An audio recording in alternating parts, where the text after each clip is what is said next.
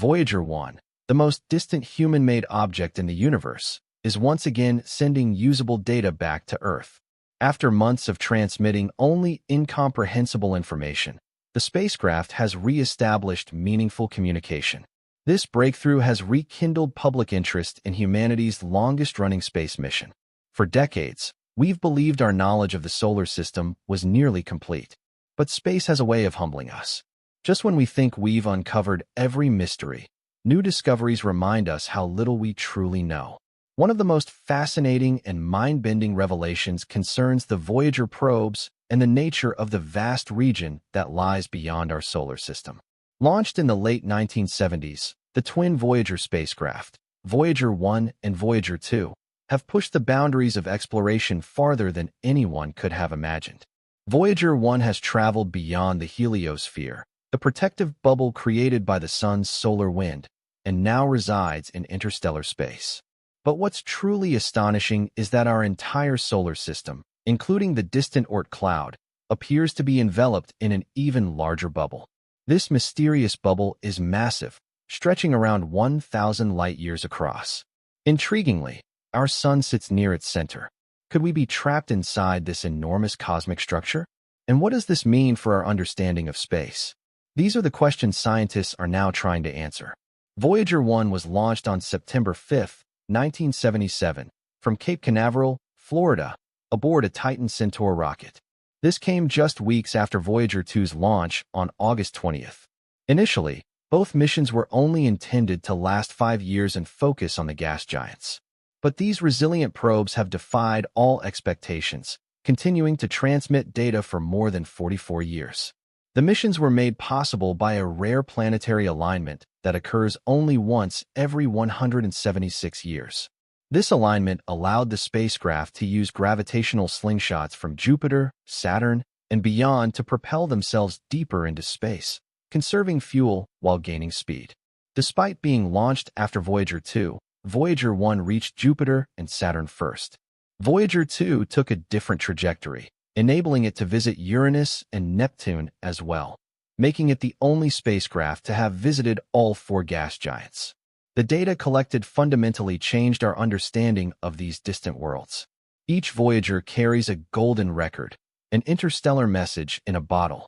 These records contain sounds, greetings, and music from Earth, intended as a cosmic hello to any intelligent beings who might one day encounter the spacecraft. It's a poetic reminder that exploration is as much about storytelling as it is about science. As of January 2024, Voyager 1 sits approximately 14.9 billion miles away from Earth, roughly 158 times the distance from Earth to the Sun. Voyager 2, while slightly behind, also achieved a historic milestone by crossing into interstellar space in November 2018, 6 years after Voyager 1 did the same in August 2012. Voyager 1's crossing into interstellar space was confirmed through data from its plasma wave instrument.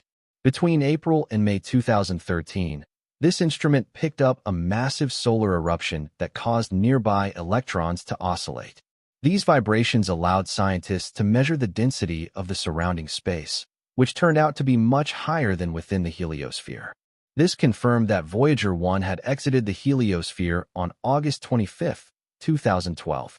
Voyager 2's plasma data later supported these findings, cementing the moment as one of the most important milestones in space exploration. Although both spacecraft ventured into similar territory, their journeys revealed different data points. This raised compelling questions about how the Sun moves through the galaxy and how the heliosphere responds to its environment. The edge of the heliosphere, called the heliopause, is a dynamic and ever-changing boundary where solar wind and interstellar medium collide. The Sun isn't stationary. It hurtles through the galaxy at approximately 450,000 kilometers per hour. It's essentially a giant nuclear furnace emitting a constant stream of charged particles known as the solar wind. These particles form a magnetic bubble around the solar system, the heliosphere. The heliosphere is a vital shield. It protects planets, moons, and all life from the harshest radiation in the galaxy. Without it, Earth and its neighbors would be vulnerable to cosmic rays and other high-energy particles that can cause severe biological and technological damage. Understanding the heliopause is key to studying not only our solar system, but also how other stars and their planetary systems might behave. The data from the Voyager spacecraft helps scientists examine the mixing of solar wind and interstellar material. These interactions offer clues about the galaxy's structure and the forces at play within it. When Voyager 1 crossed the heliopause, it encountered interstellar magnetic fields that were 2 to 3 times stronger than expected. These fields exerted up to 10 times more pressure on the heliosphere than previously estimated. Unfortunately, Voyager 1's plasma instrument had failed in 1980, leaving a data gap. Voyager 2, with its plasma instrument still functional, provided the breakthrough. It revealed how plasma near the heliopause became hotter, denser, and slower, a clear sign of the transition from solar to interstellar space. The heliopause was not a solid wall, but a porous, flexible boundary allowing particles to pass through both ways. Interestingly, Voyager 1 had detected 10 separate streams of interstellar particles penetrating the heliopause even before it fully crossed the boundary. Voyager 2 added to this knowledge by discovering a faint flow of low-energy particles more than 100 million kilometers beyond the heliopause. As the spacecraft approached the boundary, their data revealed a transition zone. For Voyager 1, the solar wind slowed to a crawl, creating a strange limbo-like state. Voyager 2 saw a similar transitional layer, but with key differences, underscoring the heliosphere's complexity. Both probes exited the heliosphere at different locations, Voyager 1 at the leading edge and Voyager 2 at the flank. However, neither spacecraft has passed through the wake of the heliosphere, leaving questions about its overall shape. Some models suggest a spherical bubble, while others propose a comet-like or glass-shaped structure. Current spacecraft cannot resolve this mystery. Even New Horizons, one of the fastest spacecraft ever launched, will run out of power in the 2030s, over 1 billion miles short of the heliopause. This limitation has prompted growing interest in a next-generation interstellar probe. More data points are necessary to fully understand the heliosphere's shape and dynamics. Without them, scientists can only speculate. Still, the Voyagers continue to provide surprising insights. One of Voyager 1's strangest findings was a low-frequency hum beyond the heliopause. This hum is believed to be caused by oscillations in the interstellar plasma, triggered by solar activity. Unlike the sudden bursts observed during solar storms, this signal is continuous.